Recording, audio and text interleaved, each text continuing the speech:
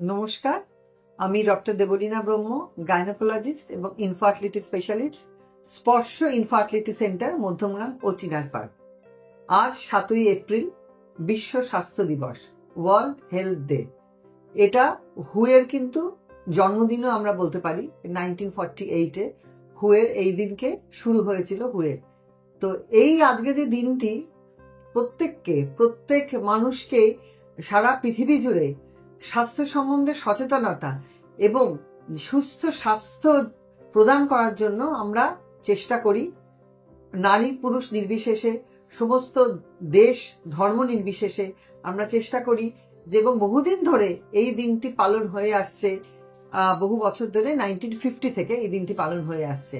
পাশাপাশি স্বাস্থ্য সুরক্ষা সম্বন্ধে বিভিন্ন আলোচনা এই দিনটিতে হয়ে থাকে, বিভিন্ন ক্যাম্প হয়ে থাকে, বিভিন্ন শিবির হয়ে থাকে। সারা পৃথিবী জুড়েই সমস্ত মানুষকে নিয়ে আমরা সচেতন করার চেষ্টা করি, স্বাস্থ্য সম্পর্কে আলোচনা করি, তাদের কি করে বিভিন্ন রোগ থেকে আগেই ডায়াগনোসিস হবে, জানতে পারবে যে কোন রোগের কি কি সিমটম।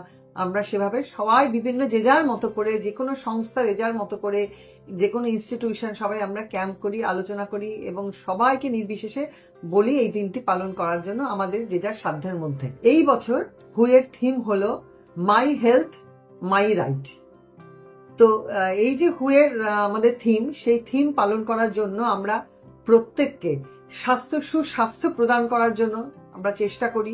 অ্যাজ আ গাইনোকোলজিস্ট বা স্ত্রীরোগ বিশেষজ্ঞ হিসাবে আমি আজকে আমাদের নারীদের স্বাস্থ্য, স্ত্রীরোগদের স্বাস্থ্য নিয়ে কয়েকটা কথা বলতে চাই।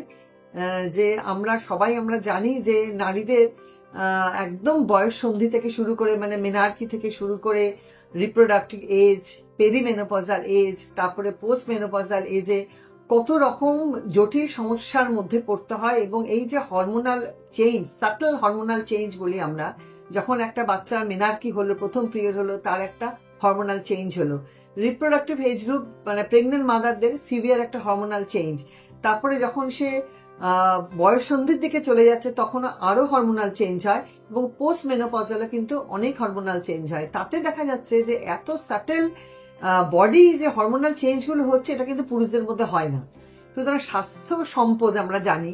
তো স্বাস্থ্যটাকে সম্পদ করে তোলার জন্য শুধু যে নারীদের কথা তাই না, আমরা অবশ্যই নারী পুরুষ সমস্ত জাতি ধর্ম উভয়কেই আমরা স্বাস্থ্য সুনিশ্চিত করার চেষ্টা করব, সুস্বাস্থ্য দেওয়ার চেষ্টা করব। কিন্তু নারীদের ব্যাপারে আমি আজকে আরো বেশি করে বলতে চাই, কারণ নারীরা সত্যিই নিজেদের খুব নেগলেক্ট করে। মানে দেখা যাচ্ছে যে বাড়ির সবার ট্রিটমেন্ট হচ্ছে, বাড়িতে কেউ অসুস্থ হলে আমরা ঝাঁপিয়ে পড়ে তার ট্রিটমেন্ট করাচ্ছি, কিন্তু নিজের কি অসুস্থতা সেটা নিয়ে আমরা কোনোভাবেই কোনো ট্রিটমেন্টে যাই না, যতক্ষণ না পর্যন্ত সেটা সহ্যের মধ্যে থাকে। তো এবার তাহলে জানতে হবে যে একটা বয়ঃসন্ধিকালে মেয়ে তার কি কি প্রবলেম হতে পারে। তার পিরিয়ডের ব্যথা, পিরিয়ডের সময় হেভি ব্লিডিং, এই যে সমস্যাগুলো, তার পলিসিস্টিক ওভারি ডেভেলপমেন্ট, মানে অনিয়মিত পিরিয়ড, এগুলো কিন্তু প্রথমেই আমাদের ডাক্তারের কাছে যাওয়া উচিত। ভালো করে তার কেয়ার নেওয়া উচিত, তাড়াতাড়ি যাতে রোগটা সারে সেই জন্য নজর দেওয়া উচিত। এবং যখন একটা সে বিয়ে হয়, সে প্রেগনেন্ট হয়, প্রেগনেন্টের সময় অ্যান্টিনেটাল কেয়ার, ঠিকমতো ডাক্তার দেখানো, তার কেয়ার নেওয়া, ঠিকমতো ডায়েট সেগুলো, এবং তার কোনো কমপ্লিকেশন হচ্ছে কিনা সেগুলোর উপর নজর দেওয়া, এবং একদম বিশেষজ্ঞের পরামর্শ নেওয়া। এবং প্রি মেনোপজাল এবং পেরিমেনোপজালে মেয়েদের অনেক সমস্যা হয়, তাহলে তাদের শরীরে বিশেষভাবে আরো যত্ন নিতে হবে। যেমন হার্ট ডিজিজ সংখ্যা বেড়ে যায়, ওই সময় কোলেস্টেরল বেড়ে যায়, প্রেশার বেড়ে যায়, ডায়াবেটিস বাড়ে, এবং অস্টিওপোরোসিস এবং অস্টিও আর্থ্রাইটিসে ভোগে, ক্যালসিয়াম কমে যায়, ভিটামিন D3 কমে যায়।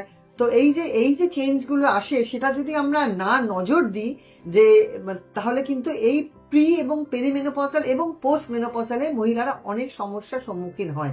অনেক পোস্ট মেনোপজাল সমস্যা থাকে, যেগুলো যেমন ব্রেস্ট ক্যান্সার, তারপরে ওভারিন এবং ইউট্রাস ক্যান্সার। এগুলো যদি আগে আমরা ডায়াগনোসিস করতে পারি বিশেষজ্ঞের কাছে গিয়ে, তাহলে কিন্তু অনেক রোগ থেকে আমরা নিশ্চিত পাই।